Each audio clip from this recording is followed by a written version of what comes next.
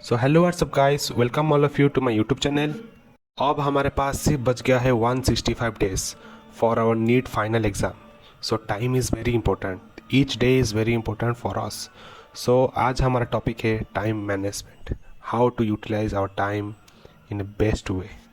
सो okay, तो हमारा time management का फर्स्ट पॉइंट है कैलकुलेट योर वर्किंग आवर।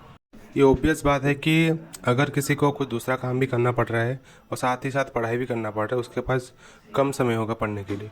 और दूसरी तरफ और एक बच्चा जिससे सिर्फ पढ़ाई करना है, उसके पास बहुत ही ज़्यादा टाइम होगा पढ़ने के लिए। सो हमारे पास जितना भी टाइम हो तो हम चाहेंगे कि उसे हम किसी अच्छे से यूज़ कर पाएँ और अच्छे से पढ़ पाएँ।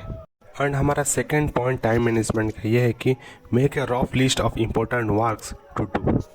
एंड यस, मेक श्योर कि जो लिस्ट है आप अपने पिछले रात ही बना दें, ताकि जो नेक्स्ट डे है आपको कन्फ्यूज़न ना हो, आपको क्या काम करना है क्या नहीं। एंड यस, आपका ये फ़ायदा होगा कि ये लिस्ट बना के कि आप जब नेक्स्ट डे आपका काम स्टार्ट करोगे तो आपको क्लैरिटी होगा कि मुझे ये काम करना है, ये काम मेरे लिए आज इम्पोर्टेंट है।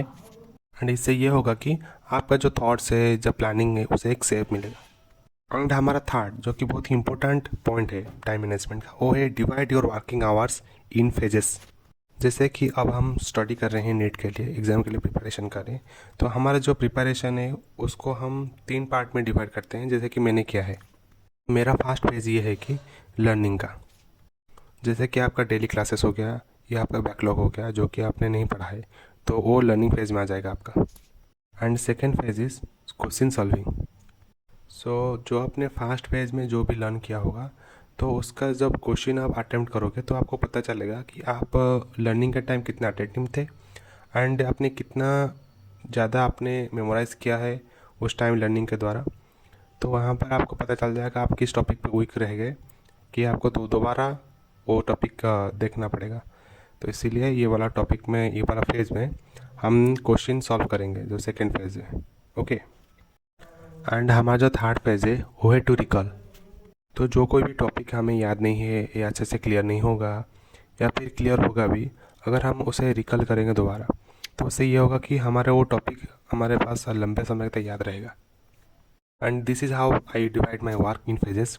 अगर आपको लगे कि आपको कुछ ऐड ऑन करना है तो आप ज़रूर कीजिए एंड मुझे भी बताइए आपने क्या ऐड ऑन किया है। एंड ये 3 फेजेस को मैंने भी अलग अलग टाइम स्लॉट असाइन किया है। सुबह का टाइम मेरा मेनली रहता है स्टडी का, जो कि फेज़ 1। एंड दोपहर को मेरा रहता है जो क्वेश्चन सॉल्विंग का, जो कि फेज़ 2। एंड मेनली शाम के टाइम में थोड़ा रिकॉलिंग करता हूँ, जो कि फेज़ 3। एंड अगर कुछ ज़्यादा पढ़ना होगा तो भी पढ़ लेता हूँ शाम को। एंड हमारा फोर्थ टॉपिक है कि give required time to complete that work. आपको ये इंश्योर करना है कि आप जितने टाइम भी पढ़ो, 10 घंटे पढ़ो, 12 घंटे पढ़ो या 15 घंटे पढ़ो, आपको क्वालिटी टाइम देना पड़ेगा स्टडी के लिए। आप जो भी काम कर रहे हो, आप जब आप ये इंश्योर कर लेते हो कि आपका टाइम जो आप दे रहे हो क्वालिटी टाइम दे रहे हो, उसके बाद आप अगर टाइम बढ़ाओगे तो आपको डबल बेनिफिट करेगा, यानी कि क्वालिटी एंड क्वांटिटी दोनों। ओके। एंड हमारा लास्ट एंड फाइनल पॉइंट जो कि है at the end of the day calculate your cons and multiply your pros. At the end of the day आपका जितना भी टारगेट कंप्लीट होता है, तो आप ये नोट डाउन करो आपका क्या प्रोज है एंड क्या आपका कॉन्स है। तो एट लास्ट मैं ये कहना चाहूँगा कि आप ये जो प्रोसेस है इसमें आप अच्छे से बहुत कड़ा मेहनत करो, मैं भी करूँगा।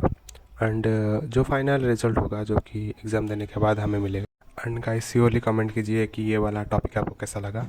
एंड अगर कुछ डाउट है तो आप भी पूछ सकते हैं नीट के regarding. And thank you guys for watching. Thank you guys.